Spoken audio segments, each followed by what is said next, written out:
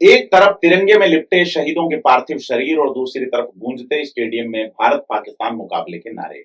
सवाल ये है कि क्या क्रिकेट सिर्फ खेल है या फिर यह हमारे जख्मों पर नमक छिड़कने का एक जरिया है। पहलगाम हमले के बाद Bharat Pakistan Asia cup match की बात करनी बनती है, जहां भावनाएं, राजनीति, पैसा और कूटनीति एक साथ खड़े नजर आते हैं। या आमने सामने खड़े हैं या गलबैयां डाल के खड़े हैं, बड़ा सवाल है। नमस्कार, मैं प्रदीप हूँ, आप थिंक 360 देख रहे हैं। पहलगाम हमले के बाद देश में गुस्सा और शोक की लहर थी। हमने पाकिस्तान का पानी रोका, पाकिस्तान के सामने ऑपरेशन सिंदूर जैसी कार्रवाई की। जयपुर के एक पवन सैनी हैं जो अपनी पत्नी और 2 साल के बच्चे की अर्थी को उठा के उनका अंतिम संस्कार करके आए हैं और कह रहे हैं ये मैच हमारे जख्मों पर नमक। राजेंद्र प्रसाद सैनी हैं जिनके परिवार ने भाई, भाभी, बेटी और दोहिते को खोया। का बेटा लकी कहता है जिस देश के हाथ हमारे खून से सने हैं, हम उसके साथ खेल कैसे सकते हैं।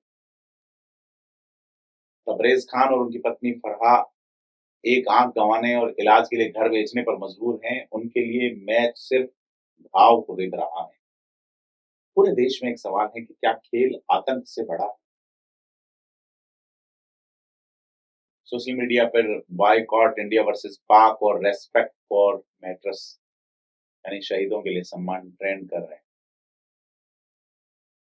युवाओं का गुस्सा है कि हम युद्ध में हैं तो जवाब भी युद्ध के मैदान में होना चाहिए, खेल के मैदान में नहीं। सुप्रीम कोर्ट में मैच को रद्द करने की मांग करते हुए एक याचिका दायर की गई। आम लोग अब ये मान रहे हैं कि आतंकवाद को पनाह देने वाले देश से खेलना शहीदों की शहादत का अपमान है। सवाल ये है कि मोदी सरकार और बीसीसीआई की ऐसी क्या मजबूरी है। पहली मजबूरी, मार्केट और पैसा।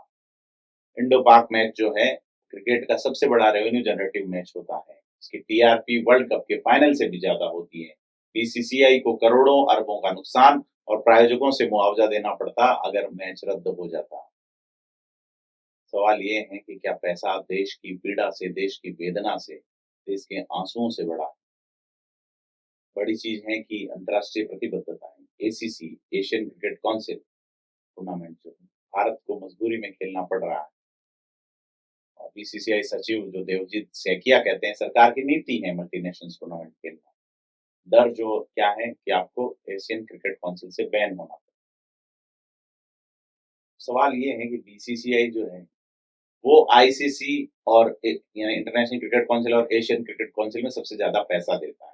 ऐसे में बैन करने की जो धमकी है वो सिर्फ बहाना नजर आता है। विदेश नीति के हिसाब से देखें तो क्रिकेट को कूटनीति का हिस्सा बताया जाता है, लेकिन सरकार ये कहती है खेल और राजनीति अलग। भारत में 2012 से यानी 13 साल से भारत पाकिस्तान के बीच द्विपक्षीय सीरीज बंद है, लेकिन मल्टीनेशनल टूर्नामेंट में खेलना जारी। भारत ये भी कह रहा है कि अगर मैच रद्द कर दिया जाता तो पाकिस्तान ये कह सकता था कि भारत डर गया। तो एक तरफ शहीद परिवारों की पीड़ा और जनता का आक्रोश है, दूसरी तरफ पैसा, अंतर्राष्ट्रीय मजबूरियां और कूटनीतिक रणनीतियां हैं।